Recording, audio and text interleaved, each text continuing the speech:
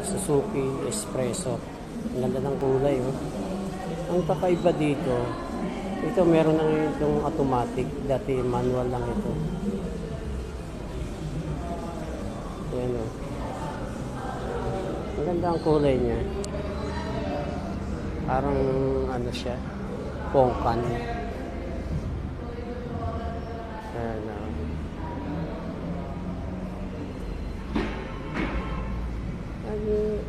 Sa ano niya, spacious din siya.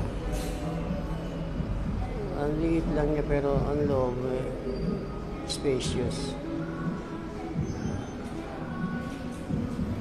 Ang kakaiba dito, napansin ko, kakaiba sa ibang mga sasakyan yung kanyang shifting lever sa automatic transmission. Kung mapapansin nyo, ano lang to, reverse, neutral, tapos yung plus minus, wala siyang park. Ayan o. Ayan na, reverse yan. Neutral. Yung manual drive, plus minus.